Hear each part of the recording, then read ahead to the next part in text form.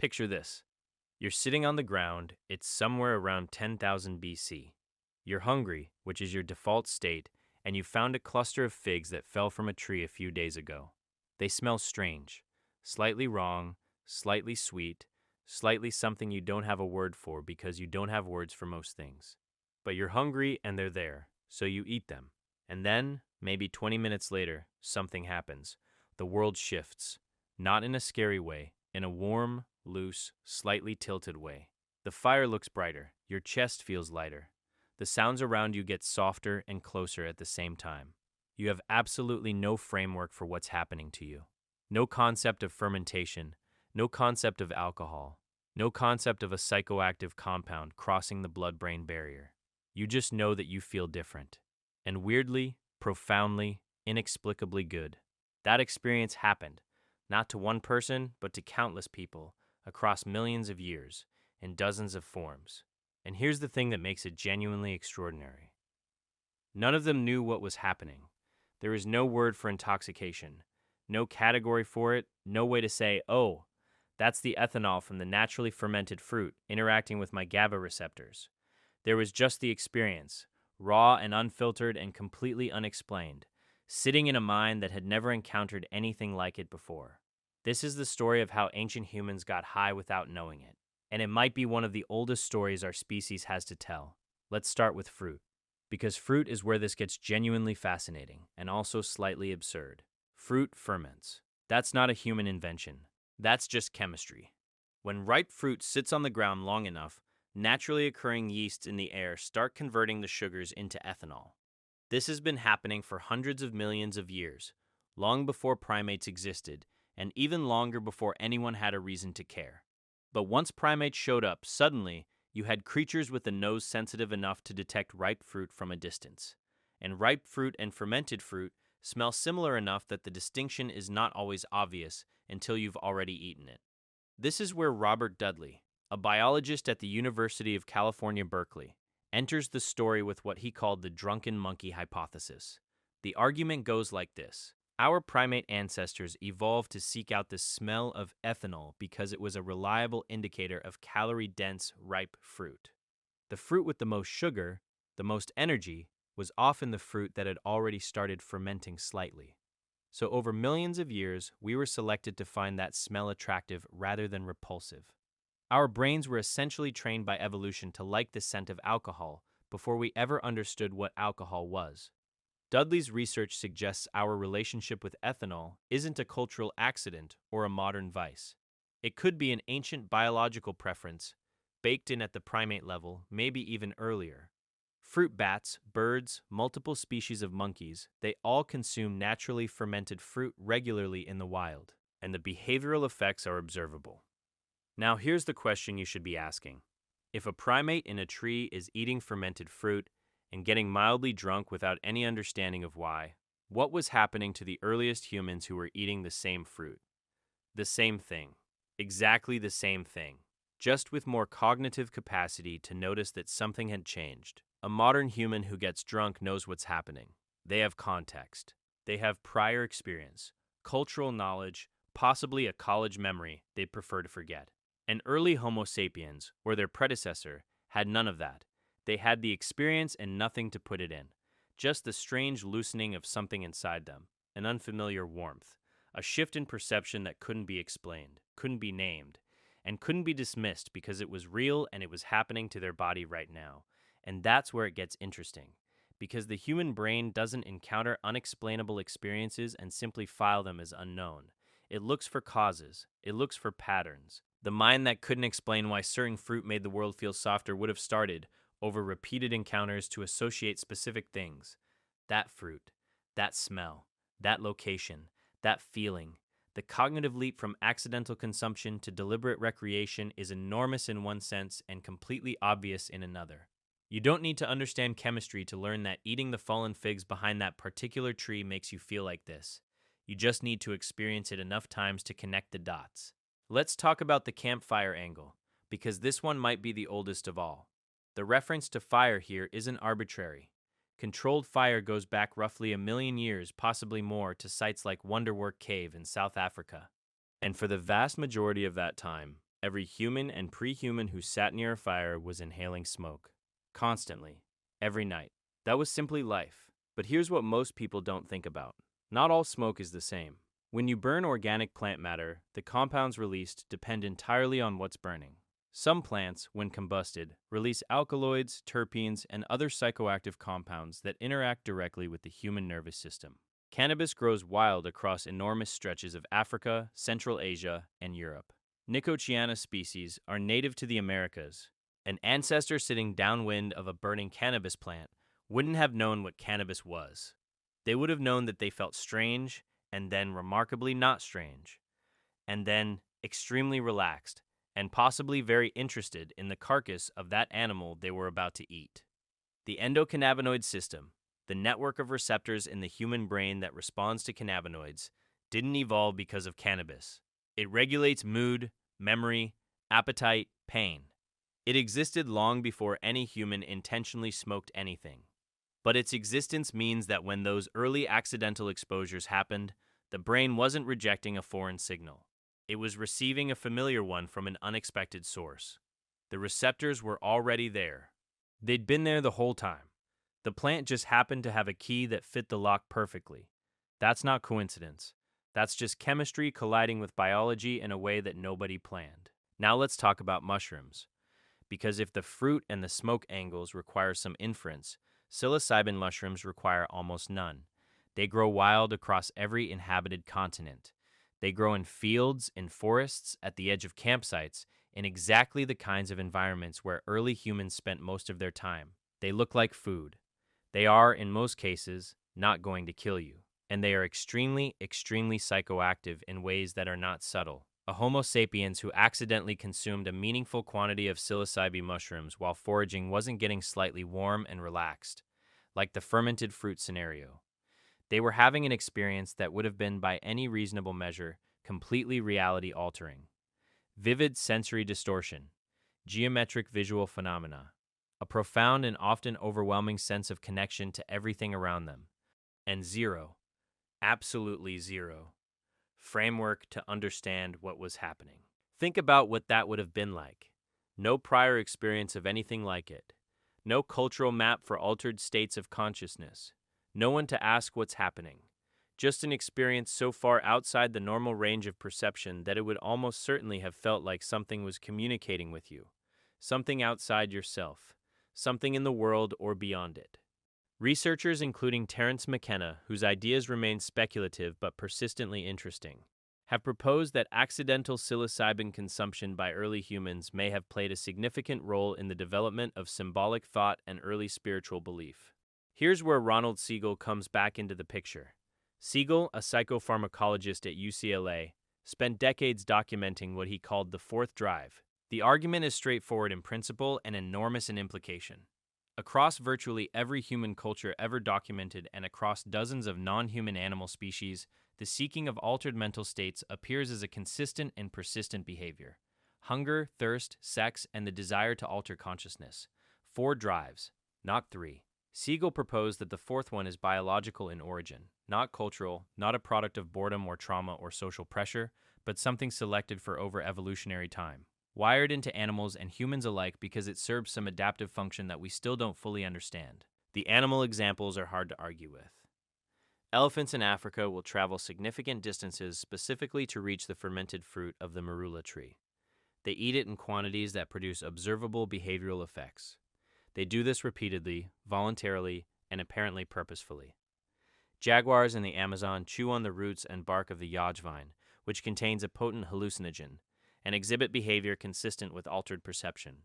Bighorn sheep in the Rocky Mountains will risk injury seeking out a lichen with psychoactive properties, scraping rocks to get at it.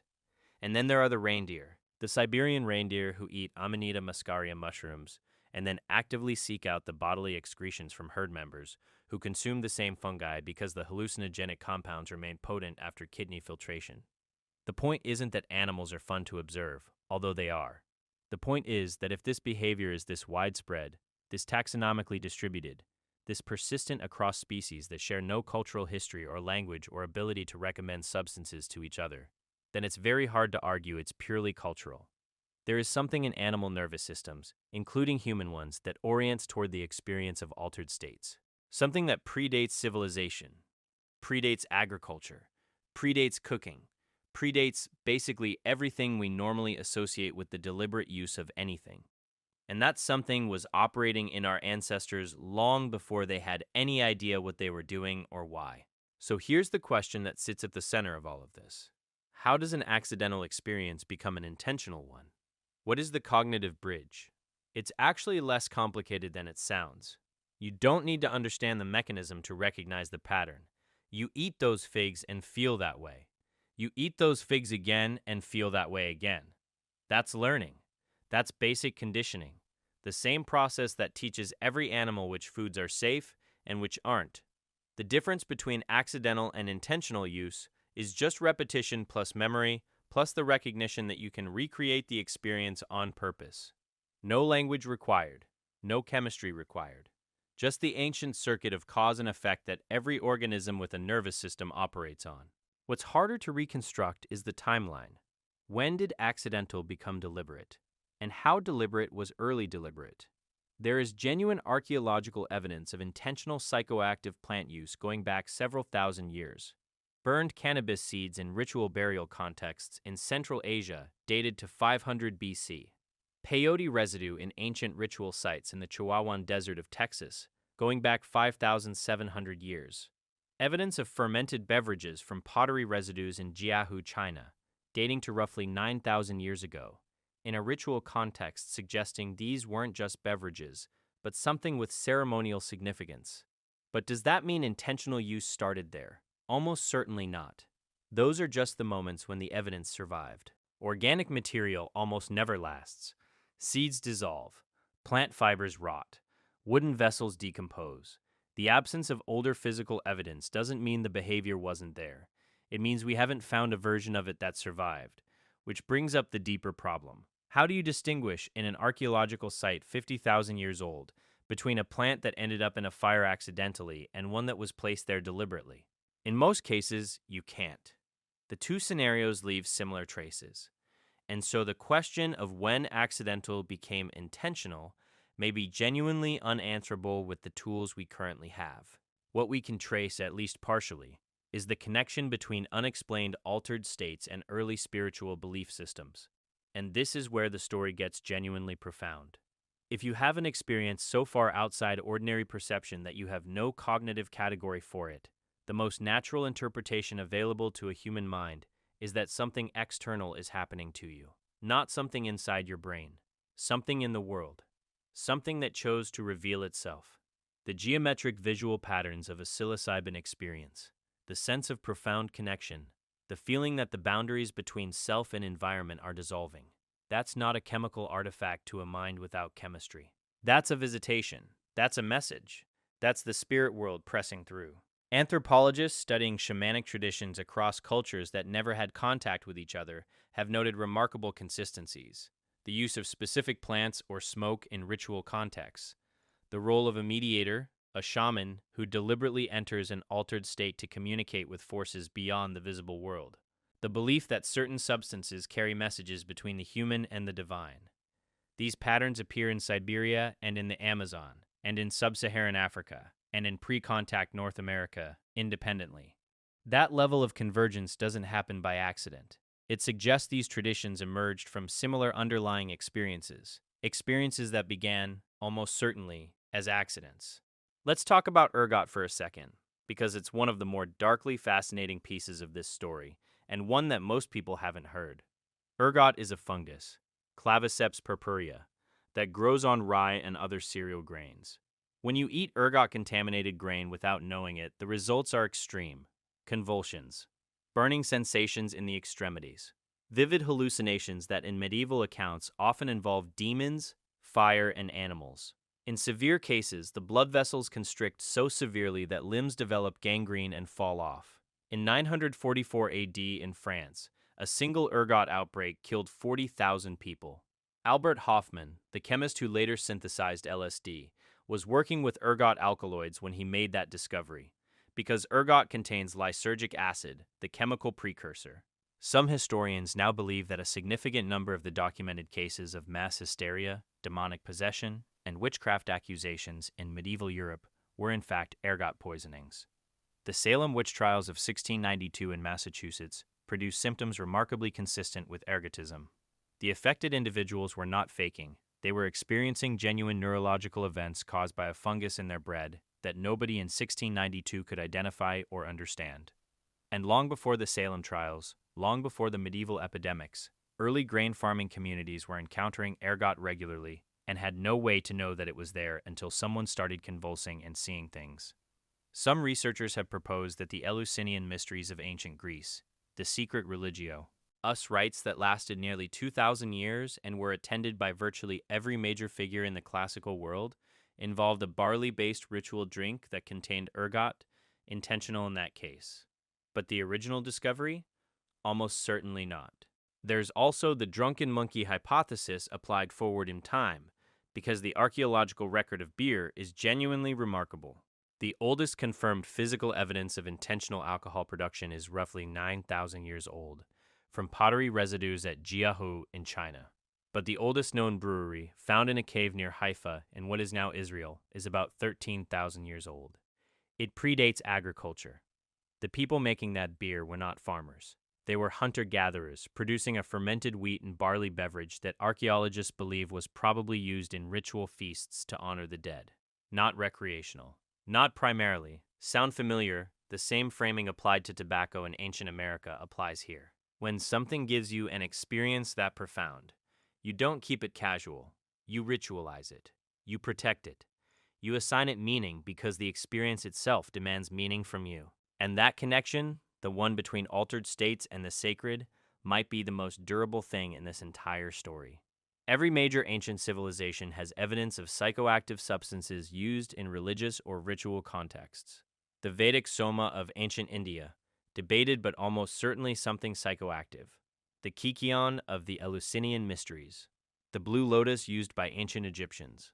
The various fermented beverages described in Sumerian texts as gifts from the gods.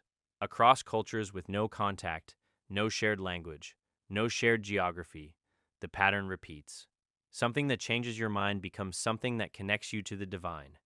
And the reason that pattern is so consistent might simply be that altered states are genuinely disorienting in ways that demand supernat. Ural explanation, when you have no other framework available to you. What's striking is how recently we developed that framework. Chemistry as a discipline is a few centuries old. Neuroscience in any modern sense is even newer. The receptor systems in the human brain, the endocannabinoid system, the serotonin receptors that respond to psilocybin, the GABA system that processes alcohol, these were mapped in the 20th century. Before that, the experience of intoxication was described in exactly the terms you'd expect from people encountering something inexplicable. Divine, demonic, spiritual, visionary, cursed, blessed. The same experience, framed entirely by the explanatory tools available at the time. And the explanatory tools available to a Homo sapiens 50,000 years ago were the same ones available to every animal that runs on instinct and pattern recognition. Something happened. Something good or terrifying or both. It came from outside. And somewhere in that interpretation, the first concept of a world beyond the visible one might have taken shape. Whether that's beautiful or strange or both probably depends on how you feel about the idea that some of our oldest religious impulses may have started with somebody's ancestor eating the wrong pile of berries on a Tuesday afternoon 40,000 years ago and spending the rest of the day utterly convinced they'd been visited by something vast and unknowable. The experience was real. The brain state was real. The lasting effect on how those people understood the world around them was real. The cause was just a fungus, or a fermented fig, or a lungful of smoke from the wrong side of a campfire. That's the part that keeps researchers coming back to this question, not because it diminishes what early humans believed or experienced, but because the gap between the chemistry and the meaning they made of it is one of the most human things imaginable. Something happened that couldn't be explained, and so they explained it the only way they could, with everything they had.